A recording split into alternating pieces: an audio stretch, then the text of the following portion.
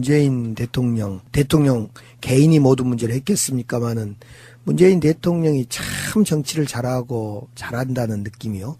그 전에 우리가 선거 때, 작년 대선 때, 사드 문제에 관련해서 그때 안철수 당시의 후보는 말을 바꿨다. 수초에 바꿨어요. 수초에 막 왔다 갔다 했잖아요.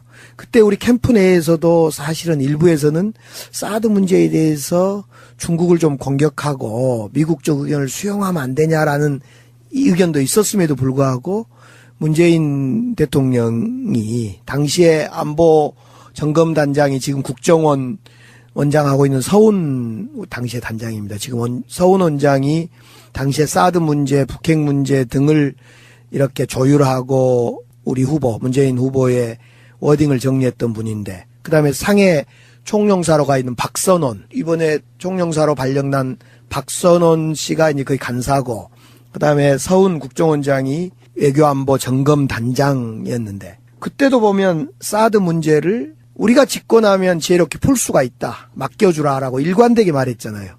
또 이번 UAE 문제도 자유한국당에서 그렇게 의혹 제기하고 사실이 뭐냐 청문회를 하겠다. 국정조사를 하겠다 해도 대통령이 딱 중심 잡고 UAE 쪽에 신뢰관계 지켜주고 입을 열 것 안 열 걸 딱 약속 지켜주고, 그러니까 UAE 쪽에 이번에 와서 칼툰 와서 딱 다 문제 해결하고 역시 남북관계도 마찬가지였던 것 같아요. 여러 가지 강원 전략도 있고 많았는데 중심 딱 잡고 미국과 협의하고 중국과 우호 협력 증진시켜가면서 남북 운전자론을 내세워서 중심 딱 잡아간 걸, 이런 걸 보면 우리 대통령 참 정치를 잘한다 이런 생각이 들어요. 예. 우리는 이제 지금 남북관계가 엄청나게 좋아지고 있고 트럼프 시진핑 이야기까지 했는데 생각보다 뜻하지 않은 결과물이 어마어마한 게 득템될 수 있다는 걸 지금 깨달은 게 뭐냐면은 네. 어차피 북한이 원하는 건 미국과의 대화거든요. 핵무기가 중요한 게 아니고 미국과의 평화협정을 맺고 종전선언하고 체제 보장 받는 거예요. 그런데 평창 올림픽이라는 게 생각보다 굉장히 중요한 지점이 지금 와 있는 게 미국에서는 부통령이 옵니다. 펜스 부통령이. 네. 북한에서 자기 선수단도 파견하고 심지어는 지금 단일팀 구성이나 공동응원단 같은 것까지 이야기되고 있는데 북한에서도 고위급이 내려온단 말이에요. 네. 그러면 핵으로 북핵으로 극렬하게 싸웠던 지난 수년간 북한과 미국의 고위급이 직접 만나서 사실상 뭐 언론에 노출시킬지 안 시킬지 모르지만 어떤 형태의 회담이 있을 수도 있겠다라는 생각을 해본 거예요. 그러면 이거는 엄청난 진전인 거잖아요. 그렇죠. 근데 이제 최용해 노동당 부위원장이 오면 좋겠다. 이제 예. 우리는 이제 바라고 그런데 또 미국에서는 정치적 만남은 없을 거다. 또 이렇게 선을 긋기도 하고 그랬어요. 원래 정치적으로 그렇게 표현하잖아요. 하죠. 정치적인 하더라도. 네.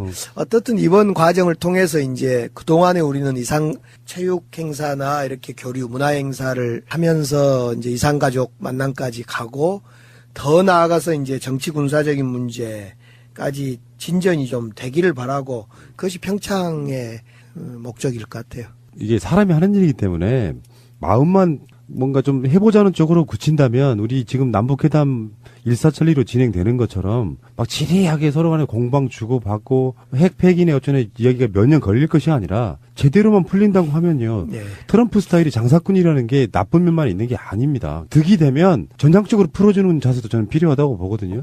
네. 그런 면에서 갑자기 봄은 3월달 중순 정도에 오는데 1월 말쯤에도 벌써 한국에 봄이 오는 게 아닌가 하는 섣부른 추측도 있어요. 예, 근데 봄은 때 맞춰서 와야지 너무 빨리 와버리거나 늦게 오면요, 그 농작물과 동물들이 당황합니다. 우리 돌다리 강기정 선생님 16년 동안 신중하셨습니다.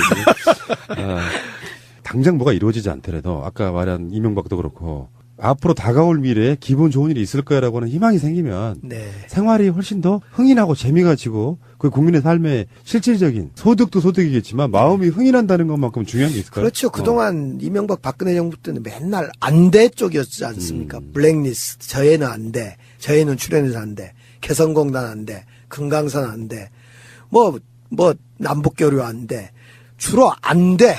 단어 선택이 없었나요? 청와대 원 경호차량 발로 차면 안 돼. 그거 무죄 났습니다. 정당방위로 무죄 났습니다. 그리고 강기정 공천 안 돼. 그것도 그거 아니에요. 한 번이면 됐죠, 한 번. 그래서 뭐 나오는 이야기들 중에 지금 평창 올림픽을 올림픽 최초로 올림픽을 단일팀으로 구성한 적이 한 번도 없대요, 지금까지. 그래서 전 종목은 안 되고요. 지금 이미 다 확정된 것들이 많고 그래서 단일팀이 어떨 때 필요하냐면은 어차피 개인전은 할 수밖에 없어요. 이게 개인전은 오히려 들어오기 쉽대요. 그래서 선수단이 약 20명 정도 예상이 되는데 그중에 구기 종목 중에 아이스하키, 여자 아이스하키가 북한 실력이 좀 있답니다. 북한 선수들이 몇 명이 한국과 단일팀을 상징적으로 이루는 안이 지금 나오고 있다고. 단일팀으로 만들고 동시 입장하고 뭐 이 문제도 서로 논란이 있기는 해요. 동시 입장을 해야 되냐 말아야 되냐 하는 부분도 있긴 한데 뭐 그건 아주 지엽적인 문제인 거고 굳이 북한만 따로 입장한다고 해서 너무 문제가 될 것도 없다고 생각을 하거든요. 공동 입장까지는 이제 동시 입장, 함께 입장하는 것은 뭐 어렵지 않을 것 같고, 단일팀이 하나라도 상징적으로 만들어졌으면 그렇죠. 좋겠어요. 그래서 남북 그 선수들이 땀을 흘리면서, 아이스하키는 추워서 안 된가요? 땀이 안 나는, 땀 나지요? 엄청나요. 엄청 나겠죠. 제가 해봤잖아요. 선수인가요? 선수까지는 아닌데 해봤어요. 네. 그래서 땀을 흘리면서 서로 한번 좀 느낌이 왔으면 좋겠어요. 그래야지 또 응원하는 그렇죠. 맛도 나고, 예. 막 감동적일 것 같아요. 그러다가 금메달까지 따버려. 그렇지. 아니, 금메달 안 따도 됩니다. 한국 사람들은 금메달만 중요하게 생각해요. 1등만 기억하는 나라. 예전에 왜 그 월드컵 때, 2002년 월드컵 때, 그때 그 일주일에 한 번 정도 있는 게임이 있었어요. 그래서 계속 이제 막 16강 돌파하고 8강 들어가고 4강 올라가는데 일상생활이 안 되는 거예요. 그때 기적이었죠, 기적. 네. 마찬가지로 지금 결승전까지 가서 우승을 해야 그 감동이 계속 배가 된다는 거예요.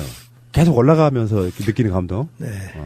남북이 합해지면 1 플러스 1, 2가 아니라 1 플러스 1이 한 5쯤 돼서 우승은 뭐 따놓은 당상일 거예요. 시너지라는 게 있으니까요. 그렇죠. 예. 자, 알겠습니다. 계속 마음이 부푸네요. 지금 이명박 구속과 평창 올림픽 뭐 이런 것들이 마음이 부풀고요.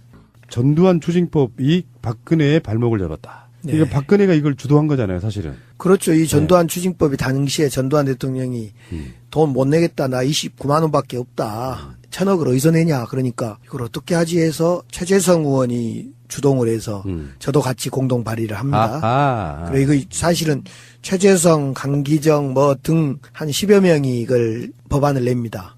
근데 법안을 내놓고 나서요. 잘 안 됐어요. 근데 어느 날 박근혜 청와대에서 야, 뭐하냐. 과거에 체납을 못 받아내고. 그래가지고 일사천리로 그냥 이 법이 통과됐어요. 그런 거였어요? 네. 자승자박이라 하나요? 그런데 전두환 추징법에 의해서 본인이 힘을 실지 않았으면 없었을 수도 있는 법. 그렇죠. 당시에 이제 모든 국회법이 그럽니다만은 정부가 동의 안 해주면 국회만 처리하기 힘들고 특히 다수당이 당시 새누리당 아니었습니까? 일당이 새누리당이었기 때문에 당시에 최재성 의원이 대표 발의하고 저랑 공동 발의한 이 법이 전혀 그때 한참 이제 전두환 추징 논란이 있었어요. 그래서 전두환 사저까지 저희들이 가서 전두환 추징법도 막 요구하고 시위도 하고 항의도 하고 그랬는데 우리 국회의원들이요. 이 전두환 추징법이 통과됨으로 인해서 지금 박근혜 전 재산이라고 할 수 있는 유영아에게 준 드러난 전 재산. 유영아의 변호사에게 준 30억 플러스 10억. 40억도 추징될 수 있고요. 그러니까 이 법을 만들 때 참 그때 잘 만들었던 것 같아요. 무슨 말씀이냐면 이 돈의 성격이 분명히 박근혜 거고 설령 변호사비로 줬다고 지금 변호사비로 줬다고 그러잖아요. 그래 추징 못한다 이럴 수 있는데 변호사비라고 하지만은 이 돈의 성격이 틀림없이 박근혜 돈이고 박근혜의 숨겨놓은 재산이라 하더라도 이것이 추징될 수 있는 이렇게 돈의 성격, 사용처 등등을 보면서 추징 여부를 결정하라. 이렇게 법이 만들어져 있습니다. 그러니까 이 전두환 추징법으로 불리우는 이 법이 좋은 게 추징 시효를 늘렸고요. 그리고 추징 대상을 3자로까지 확대한 것이 골자예요. 그렇죠. 돈을 숨길 수가 있기 때문에. 근데 그게 딱 마침 유영아가 딱 걸려든 케이스라고 봐서 요거는 자기가 자기 발목을 셀프로 잡는 요런 거고 그런 게 이제 뭐 우리 강기정 의원님이나 우리 최재성 의원 이런 분들이 해안이 있었던 거죠. 물론 그 원래 목적은 전두환을 추징하기 위해서 만들어진 거지만 바로 그거를 나름대로 이렇게 뒤에서 서포트했던 무슨 연인지 모르지만 박근혜 씨도 보면은 전두환에 대한 구원이 좀 많았던 모양이에요. 네. 그런 미래 예측 능력, 최재성 우리 뛰어난 의원의 미래 예측 능력 이런 것이 사실은 저도 그런 비슷한 거 있었는데 탄핵과 관련해서 사실은 2008년 박근혜 대통령이 되자마자 한 첫 번째 인사가 이동읍 헌재 재판소장 임명 동의안이었어요. 이 이동읍 헌재 재판소장을 청문회 안을 국회로 보낼 때 제가 그 위원장이었죠. 청문회 위원장. 여기를 제가 이동읍 위원장을 아웃시켰잖아요. 만약 이 헌재 소장이 그때 아웃되지 않았으면 이번 헌재 판결에 어떤 영향을 미쳤을까? 전 그런 생각을 한 거예요. 당시에 헌재를 어떻게 했을까 과연? 저는 그래서 이거 2012년 이야기인데요. 2012년 2월인가 3월에 이동읍 헌재 소장을 제가 헌재 소장 인사청문회 위원장이 되어서 이때 낙마를 시켰는데, 이때 낙마의 주요한 근거가 뭐냐면요, 이 특수활동비예요. 지금 이번 박근혜 특수활동비도 그렇듯이 이 특수활동비를 그때는 어떤 거였냐면 자기가 받아서 자기만 써버리니까 당시에 같이 근무했던 이동욱과 같이 근무했던 재판부 내지는 법조인들 속에서 제보가 와서 이동욱 처벌해 주시오 하고 제보가 그 내부에서 온 거예요. 사적으로 이동욱. 엄청 왔어요. 사적으로 네. 그 자동차 기름 넣고 이러는 것부터 시작해가지고 네. 특수활동비를 그렇게 써가지고 그때 욕을 먹었었죠. 그래서 이동욱을 낙마시키고 이동욱은 나중에 변호사 협회도 등록을 못하고 아마 저 보면 죽이겠다고 할 겁니다. 그 강기정 의원님이 탄핵이 어떤 음수사원 시초다 이렇게 말씀하시는 거죠 지금. 그렇게 말하면 안 되죠. 모든 우연적인 요소가 다 이렇게 필연이 되어서 탄핵이 됐다. 자발적이든 셀프든 뭐 타의적이든 간에 국회 출마를 일부러 안 하시거나 못 하신 이분들이 약간 좀 세트가 돼가지고 그 당시 말씀하자면 2013년에 공무원 범죄에 관한 몰수특례법? 네. 여기 이제 전두환법이라는 거고. 네. 그렇죠. 근데 이제 최용해 노동당 부위원장이 오면 좋겠다. 이제 우리는 이제 바라고 그런데 또 미국에서는 정치적 만남은 없을 거다. 또 이렇게 선을 긋기도 하고 그랬어요. 원래 정치적으로 그렇게 표현하잖아요. 하죠. 정치적인 하더라도. 네. 어떻든 이번 과정을 통해서 이제 그동안에 우리는 이상 체육 행사나 이렇게 교류 문화 행사를 하면서 이제 이상가족 만남까지 가고 더 나아가서 이제 정치 군사적인 문제까지 진전이 좀 되기를 바라고 그것이 평창의 목적일 것 같아요. 이게 사람이 하는 일이기 때문에 마음만 뭔가 좀 해보자는 쪽으로 굳힌다면 우리 지금 남북회담 일사천리로 진행되는 것처럼 막 지리하게 서로 간에 공방 주고받고 핵 폐기네 어쩌네 이야기가 몇 년 걸릴 것이 아니라 제대로만 풀린다고 하면요. 네. 트럼프 스타일이 장사꾼이라는 게 나쁜 면만 있는 게 아닙니다. 득이 되면 전향적으로 풀어주는 자세도 저는 필요하다고 보거든요. 네. 그런 면에서 갑자기 봄은 3월달 중순 정도에 오는데 1월 말쯤에도 벌써 한국에 봄이 오는 게 아닌가 하는 섣부른 추측도 있어요. 예, 근데 봄은 때 맞춰서 와야지 너무 빨리 와버리거나 늦게 오면요. 그 농작물과 동물들이 당황합니다. 우리 돌다리 강기정 선생님 16년 동안 신중하셨습니다. 당장 뭐가 이루어지지 않더라도 아까 말한 이명박도 그렇고 앞으로 다가올 미래에 기분 좋은 일이 있을 거야라고 하는 희망이 생기면 생활이 훨씬 더 흥이 나고 재미가 지고 그 국민의 삶의 실질적인 소득도 소득이겠지만 마음이 흥이 난다는 것만큼 중요한 게 있을까요? 그렇죠. 그동안 이명박 박근혜 정부 때는 맨날 안 돼 쪽이었지 않습니까? 블랙리스트, 저애는 안 돼, 저애는 출연해서 안 돼, 개성공단 안 돼, 금강산 안 돼, 뭐 남북교류 안 돼. 주로 문재인 대통령 개인이 모든 문제를 했겠습니까마는 문재인 대통령이 참 정치를 잘하고 잘한다는 느낌이요. 그 전에 우리가 선거 때, 작년 대선 때, 사드 문제에 관련해서 그때 안철수 당시의 후보는 말을 바꿨다. 수차에 바꿨어요. 수차에 막 왔다 갔다 했잖아요.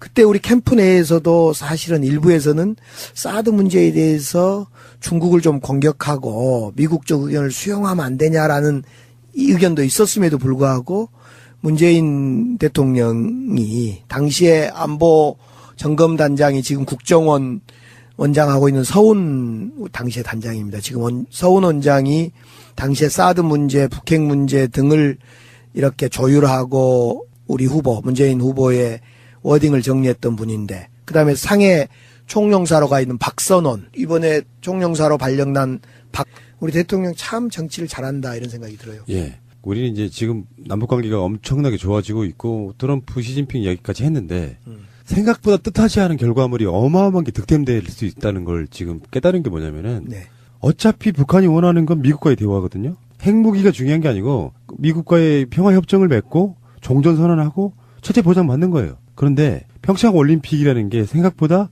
굉장히 중요한 지점이 지금 와 있는 게 미국에서는 부통령이 옵니다. 펜스 부통령이. 네. 북한에서 자기 선수단도 파견하고 심지어는 지금 단일팀 구성이나 공동 응원단 같은 것까지 이야기되고 있는데 북한에서도 고위급이 내려온단 말이에요. 그러면 핵으로 북핵으로 극렬하게 싸웠던 지난 수년간 북한과 미국의 고위급이 직접 만나서 사실상 뭐 언론에 노출을 시킬지 안 시킬지 모르지만 어떤 형태의 회담이 있을 수도 있겠다라는 생각을 해본 거예요. 그러면 이거는 엄청난 진전인 거잖아요. 박선원 씨가 이제 거의 간사고, 그 다음에 서훈 국정원장이 외교안보 점검 단장이었는데, 그때도 보면 사드 문제를 우리가 짓고 나면 지혜롭게 풀 수가 있다. 맡겨주라라고 일관되게 말했잖아요. 또 이번 UAE 이 문제도 자유한국당에서 그렇게 의혹 제기하고, 사실이 뭐냐, 청문회를 하겠다, 국정조사를 하겠다 해도 대통령이 딱 중심 잡고 UAE 쪽에 신뢰관계 지켜주고 입을 열 것 안 열 걸 딱 약속 지켜주고, 그러니까 UAE 쪽에 이번에 와서 칼툰 와서 딱 다 문제 해결하고 역시 남북관계도 마찬가지였던 것 같아요. 여러 가지 강원 전략도 있고 많았는데 중심 딱 잡고 미국과 협의하고 중국과 우호 협력 증진시켜가면서 남북 운전자론을 내세워서 중심 딱 잡아간 걸, 이런 걸 보면